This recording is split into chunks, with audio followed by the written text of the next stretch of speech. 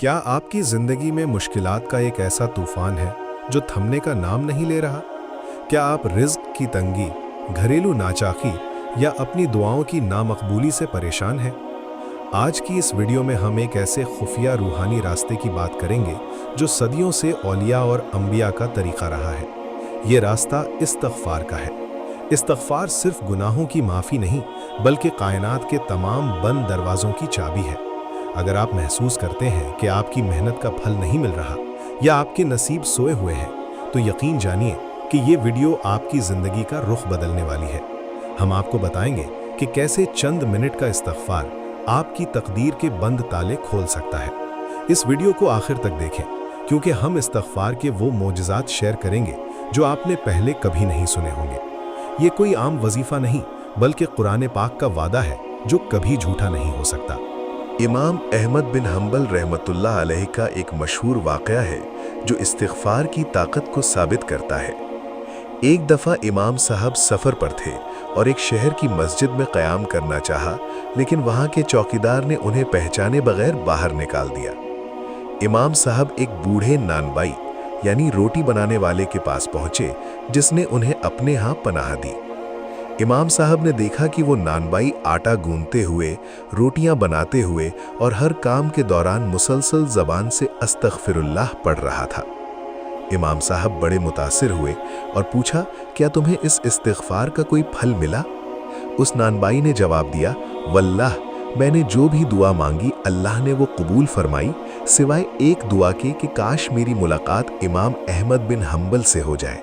इमाम साहब की आंखों में आंसू आ गए और उन्होंने कहा, मैं ही अहमद बिन हंबल हूँ। अल्लाह ताला मुझे खींच कर तुम्हारे पास ले आया है ताकि तुम्हारी वो आखिरी दुआ भी पूरी हो सके। ये है इस्तिग़फ़ार की वो ताकत जो नामुमकिन को मुमकिन बना देती है और अल्लाह के बरगुज़ीदा बंदों को आपके दरवाजे पर ले आती है।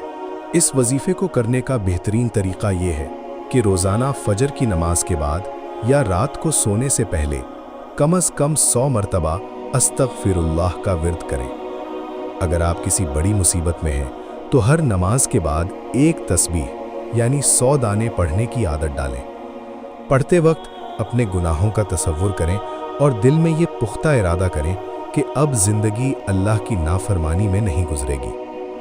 इस्तिग़फ़ार के दौरान अपने लहजे में आजिज़ी पैदा करें और अगर हो सके तो वुज़ू के साथ क़िबला रुख बैठकर इसे अंजाम दें। इसके साथ साथ कसरत से दुरूद शरीफ पढ़ना भी इस्तिग़फ़ार की कबूलियत में तेज़ी लाता है। याद रखें, इस वजीफ़े की शर्त मुदावमत है, यानी पाबंदी। ऐसा नहीं कि एक दिन पढ़ा और दूसरे दिन छोड़ दिया, बल्कि इसे अपनी सांसों की तरह ज़िंदगी का हिस्सा बना लें। अगर आप भी अपनी ज़िंदगी में मोजज़ात देखना चाहते हैं तो आज ही से इस्तिग़फ़ार को अपना ओढ़ना बिछौना बना लें। अल्लाह का वादा सच्चा है और उसकी रहमत आपके गुनाहों से कहीं ज़्यादा बड़ी है। अगर आपको ये वीडियो पसंद आई है और आप चाहते हैं कि दूसरे भी इससे फ़ायदा उठाएं, तो इसे सदक़ाए जारिया की नीयत से शेयर ज़रूर करें। हमारे चैनल सफ़ीना वज़ाइफ़ को सब्सक्राइब करें ताकि आपको ऐसी ही मुस्तनद और रूहानी वीडियोज़ मिलती रहें। कमेंट सेक्शन में इस्तग़फ़िरुल्लाह ज़रूर लिखें। शायद आपका एक बार लिखना आपकी बख्शिश का ज़रिया बन जाए। अल्लाह पाक हम सब का हामी और नासिर हो। आमीन।